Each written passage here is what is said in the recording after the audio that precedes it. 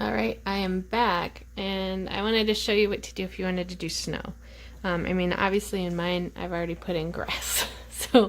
But if you wanted to do the snow, the more smooth background, I told you could use a fan brush and kind of get a snow effect. And so we are going to get some white, and we painted this with our dark blue. And now, if you want to get that snowy kind of background, what I'm going to do is get my brush into some white paint, but I'm doing a good job of kind of wiping off on the edge there, so you can kind of see. All right, because and I'm gonna thin it out a little bit, but I don't want it too thick or too wet, or else I won't kind of get this effect that I want. And so I just want to show it to you really quick. Obviously, I'm going to come back and do a totally different style of painting, and you'll see. But in the meantime, let's get this snow thing happening. Okay, so what I did with the snow last time, I have really long handled brushes, you guys. This is kind of dicey, but okay, hopefully you can see what I'm doing.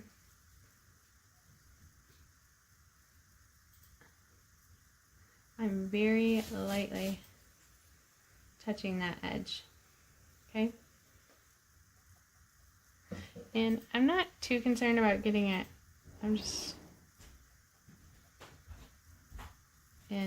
I'm pushing very gently. I have my brush actually laying it's pretty sideways, so if my hand is the canvas and the brush, I have the brush lined up with the canvas, almost parallel, and then I'm just lightly pushing up, okay? And it gives it kind of a soft, fuzzy ground. If you go too high, like right there, it'll start to look like grass again. So I'll just smooth that out. If it gets too dry with your paint, that means you just go back to that edge, grab some more paint, wipe it on the edge of your plate or your palette, and then you're gonna come back in again to lay down your snow. But the cool thing about doing it this way is that it leaves lights and darks and the shadows in that snow gives you, okay? So depending on how thick or smooth, it's allowing that light and dark play to occur, giving you shadows without you having to do a ton of work. So you see how that's kind of coming in like snow now? Okay. Sorry, dogs. All right, so that's for snow. I'm actually gonna let that dry, paint back over it, and then show you a totally different way to do this that goes more in line with the grass. So now, I don't know if you remember, but there's a Tim Gagnon video that we watched. And this is where you might want to differentiate from doing a monochromatic and change it more to something in the analogous realm. Or you could still do this monochromatic, but I want to put in some bright grasses up here. And so you'll see I've now switched to, you can either do a really deep dark blue, or I'm actually pulling in with the black. You can see I still have my snow over here. I'm waiting for that to dry, but in the meantime, I'll actually map in this deep, dark black blue. All right, and get the edge. Because again, just like we used that blue to kind of give it that tone with the snow, now I'm going to use this to give the background to a grass look and make it quite deep. I keep bringing up my foreground even higher now because I got to cover my snow.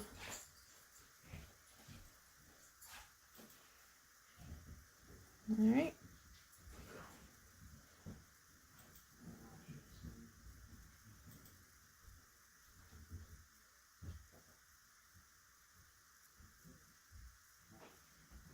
All right. So I'm going to let that dry. You can let it dry too. You can blow dry it if you don't want to wait, if you're impatient. And let that dry and come on back. And we'll do some awesome fun grass. All right. Take care. While I'm waiting for my black to dry, I have decided I'm going to map in my tree. And I'm going to use that deep dark black blue or just straight up black. So this is where, if you want, I would sketch out, I don't know if anyone saw, but a couple people had their main tree already picked out. Like, are you doing a big knobby tree? Are you doing a slender, small tree? Are you doing a tree that maybe got struck by lightning? I've had students do all different types of trees. This is where I would say go look online at different trees and see which tree inspires you. We're just not doing a pine tree, basically. But pick a tree and find a tree that you like, that's your inspiration. Now, you do not have to, if you're somebody who needs to, you do better if you're looking at something and you copy that exact tree, that's fine. I would love to encourage you to just get inspired by a tree and then aim for something similar. Everybody's got different styles to their trees. I loved seeing that in class, and that's when, I don't know if you guys remember because it's been so long now, but we held up everybody's paintings and we were checking out the different kinds of trees people were painting, and it was just really fun, and it kind of inspired me because I was like, ooh, I like some of those are really cool. So anyway, I'm gonna figure out where do I want my tree. So I could even just take this brush and be like, okay, here's one of my thicker brushes. I don't want my tree right here blocking out where it gets the brightest. So where do I want to pull my tree, and does my tree lean in? Because then it draws the eye towards the light source. So I'll probably do a tree that's kind of leaning this way. And so I'm just going to pick, do I want to bring it all the way to the edge? Do I want to bring it here? I think I'm going to go right in this area. So if you think about your painting when you're doing composition, think about it in thirds. That kind of helps people sometimes, because if you do it all too dead center aimed, it just doesn't look as natural. It looks a little too canned. And so if you think about it being in thirds and that you want to like draw the eye towards a certain direction, then that helps. So if this is my brushes are showing you like a third of, each section is a third. I'm going to try to cross from this side into towards the middle, and it kind of aims the direction of the eye. So I would suggest that, but it depends on how your tree is. Like one time I had a girl, she did like a big, huge old kind of elm or oak. Those are thicker. And then it was kind of almost hollowed out and some of the branches are falling. She got really intense and cool with it. It was fun. I'm not going to do that kind of tree. I'm still trying to figure out what kind of tree I'm doing.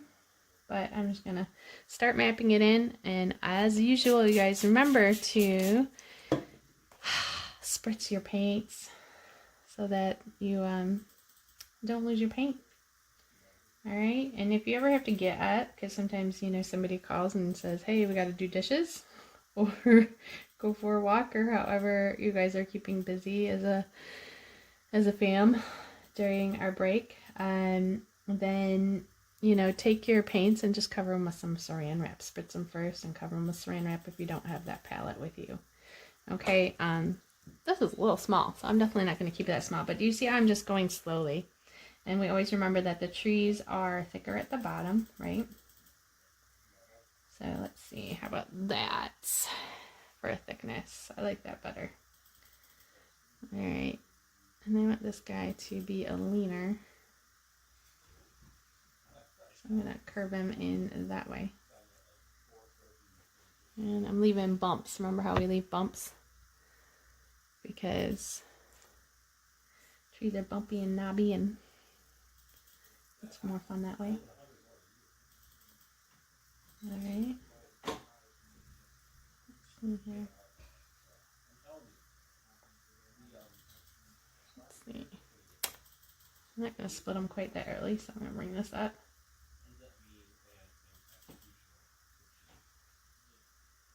Might be better if I picked something that I was going from, but I didn't. Right.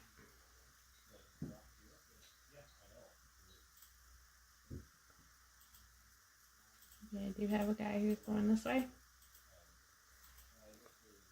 But I'm going to make the brunt of the branches going towards the light.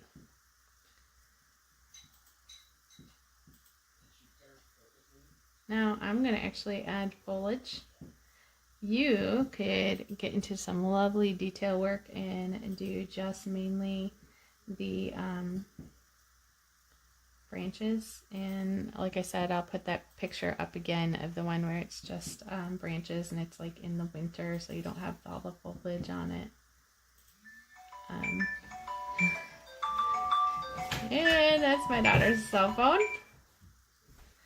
ringing. So she's talking to her friend. So funny. So I'm just going slow here, checking myself, seeing if I like what I'm doing, seeing if I want to make anything bigger or wider. There we go. You might have to swap into a smaller brush because I remember talking to a few of you about this, but as your branches come out, they get smaller, right? And they split apart. And so your brush might be too big to continue to do that. So you definitely might want to switch. I'm going to get as much of my thicker branches done first, and then I am going to switch to a smaller brush. But also, I'm putting foliage on, so I don't have to do a ton of detail work here. I'm just getting my tree shapes kind of mapped in. All right. Remember that branches come in front, they go behind, they are not just flat and out. Stay loose. I've talked to you guys about shaking out your shoulders.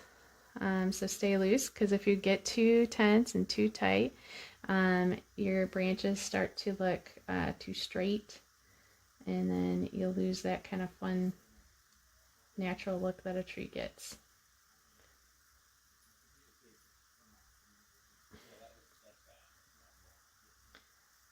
Now the fun thing is, once you get this black in, we're going to come over the trunk and dry brush in like cool highlights and stuff like that.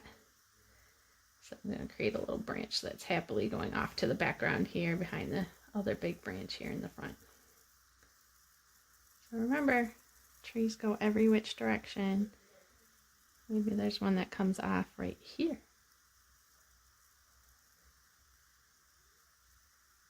Again, remember, you don't have to try to do your most detailed branches with this brush, because mine's obviously a little too thick to try to do those with it.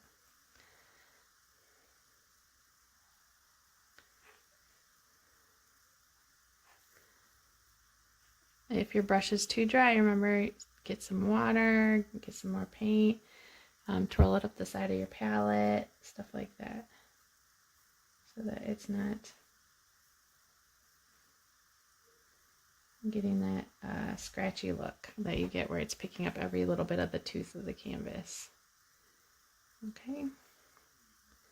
And I am going to do some limbs that just go off up here, because I want to remember that my tree is the closest tree, and so of course he's going to go off the canvas. If he's even closer than these guys in the background that go off. All right.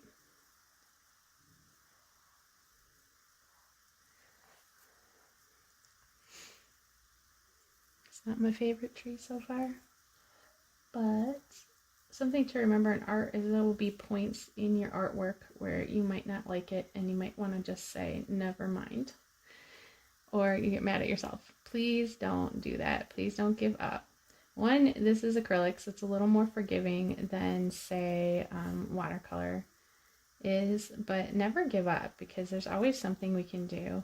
And we just got to keep that attitude again that Bob Ross has of happy accidents, you know. So even if something happens and you're not happy, the nice thing with acrylics is you can still come back in and cover that up. It's not the end of the world. And also, you know, sometimes it'll push you and challenge you in a way, and you might, maybe that wasn't what you were originally aiming for, but what you'll discover is you'll get a really cool tree maybe that you weren't expecting. So even though, like, I'm just gonna be honest, right now this is not my favorite tree. I'm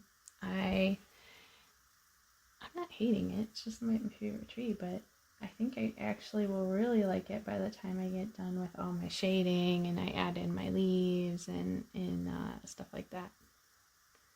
All right. Just trying to create and remember the spread of this tree, right?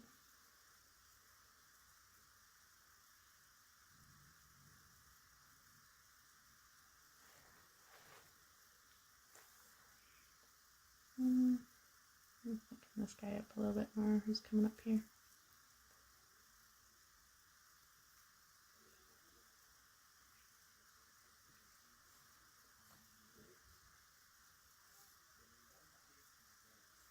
Alright.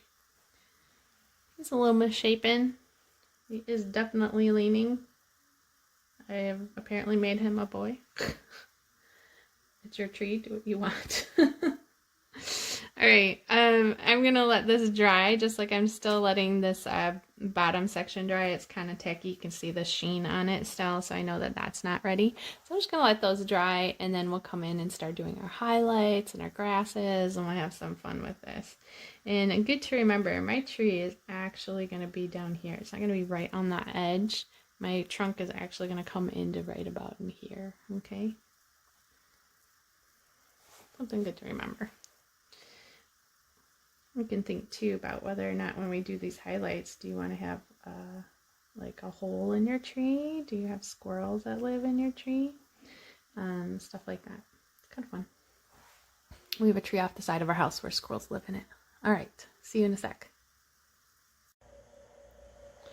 Hey everyone, I'm back. I just wanted to show you a couple of things about how you're doing that spring grass that's coming in. And so what I did is I mixed up. So you want to pre-mix up your colors. And so I pre-mixed up a few greens out of that blue and yellow.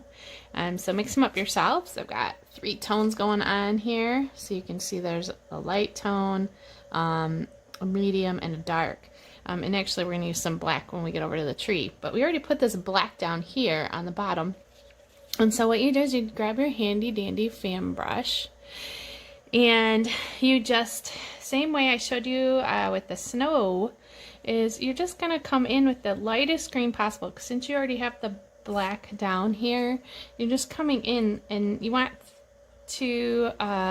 I've showed you this before with your brushes, but especially with your fan brush, you're going to dip it in there and then you're going to wipe that brush on the edge of your plate. Because if it's too gunked up with paint, you're not going to get a nice, fun, grassy edge. And then you're just going to come in here. And I start up here first because I want the thickest, more opaque paint up here at the top edge. And I'm just going to pop it up right above that black right there. Right on that edge, okay? And it kind of gives it this mossy, the grass is just growing in, we're getting some morning sunlight coming in. Look, and all I'm doing is doing this over and over and over again, and then if I need more paint, I go load my brush up, wipe it on the edges so I don't end up with it too gloppy, okay? And then you're going to come back in again. And I start up at the top so I have more opaque paint there. And then come back in. You can like check your areas. I leave some of them darker than others. You can see that right here. It's a little darker. You know, maybe it's like a little shadow. And just go slow because you can always build up, but we don't want to lose the black. The black is what's giving all this lovely depth in here to our area. And you just really want to keep pushing kind of upward. But here's what I want to show you, and this is why I already started part of it and then I'm coming in over here, is I wanted to show you, we have our light source and everyone picked a different area per se, but mine is over here, right? So that means the light is coming from behind this tree. It's right here and it's behind this tree and it's coming from this direction. And because of that, I need to make a shadow for my tree. And this is also where your black comes in again, and it's just gonna be cool. So watch how we put in a shadow for our tree. I'll load up my brush again, and I'm just gonna come in here like this. And I'm gonna go like that. I'm just mapping it in, but I'm still keeping my brush at the same levels. Okay, but you see, now I know I want to Maybe I shouldn't have gone quite so far in. I can kind of like soften that edge up a little bit if I want it a little wider. But now I've got a little road map, so I try not to go past where I've mapped it in. And I can bring my grass up around here.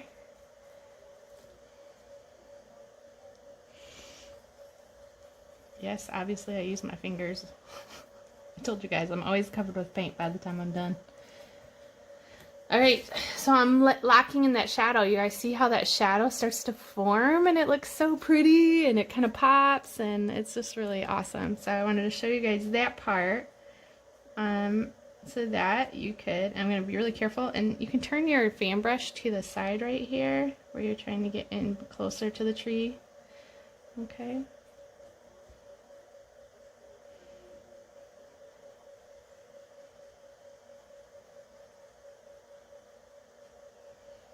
Alright.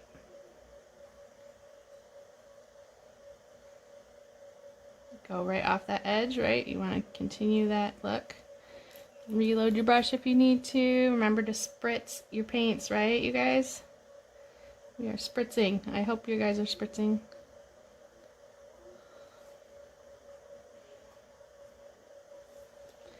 Alright. Bring it right off that edge.